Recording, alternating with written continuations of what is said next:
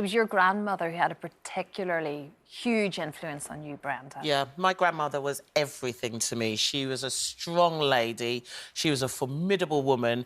There's my grandmother there with my granddad. Unfortunately, you know, my grandmother, she died 2 days after my 20th birthday, on the 4th of March. And, you know, it was like a few days before Mothering Sunday as well. And I think I felt like I was going through the loss of my mum all over again. And I think, you know, when she died, the weird thing about it is she used to have this beauty spot. She used to have a black beauty spot on her face. And when she died, the day after she died, this black spot came up on my face in exactly the same place. So I'm a strong believer in somebody's looking over me and watching me. And I think that's her, you know, the other side of it. A few days after that, I was so stressed out and distraught from her death. My hair started falling out.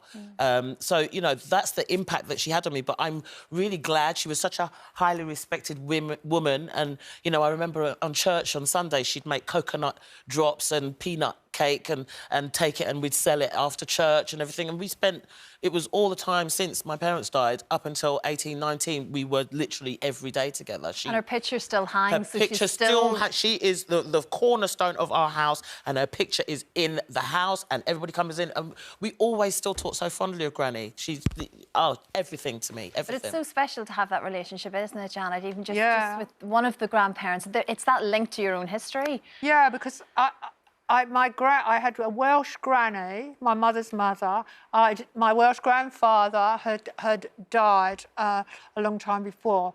My Welsh granny was a mystery to me in lots of ways. She didn't speak much English. She was very, very, very strict. And my sister and I were taken to her house, her little cottage in North Wales at the start of every summer holiday. My parents would bring me there and then they'd go back to London to work. And she'd make a birch rod and put it over the back door and then point at that. And that meant no messing about, otherwise that will be on your backside. So she kind of ruled the house with a birch rod of iron. So that was one experience, but through her I discovered the countryside and really my love of North Wales and walking in the mountains, although every single walk had to be collecting something. We couldn't just go for a walk, you had to pick up firewood and blackberries. And also I think the Welsh love telling stories, and she would tell me all the fairy stories and mythology about all the legends about all the stones around the village, and every little corner had a special story.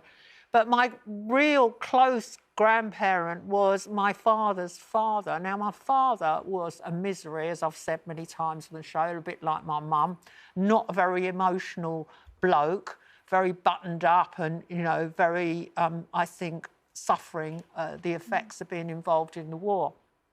But his dad was a train driver on the Piccadilly line, and my granddad was fabulous. He was a larger-than-life character, a really jolly bloke, and he loved growing fruit and vegetables, and that's definitely passed on to me. You see, just how your face lit up the second I you know, just started I love to my describe him, granddad. so And I'm there, you know, there are pictures of me and my granddad in his back garden. Of course, his wife, my granny, was another misery. I mean, misery runs through our family. But he was an absolute gem. he was the shining light amongst Yeah, and it he all. always had time to talk to you. And I used to wonder when I got on the train, would I ever see him driving? Would it be him on the Piccadilly line? That's so lovely. I love that, Janet. And it just makes you really appreciate when you do have a good relationship with a grandparent. It does mean so much, doesn't it? Yeah, well, I mean, I didn't really have that because obviously I don't have a dad, or didn't have a dad, or didn't have a relationship with my dad. So that side I didn't have any grandparents. And then my grandmother was quite poorly and died when I was quite young. And my grandfather, they were very unusual because they were divorced, which was unheard of in those days. And he went out to Australia as a $10 tourist in the 1950s.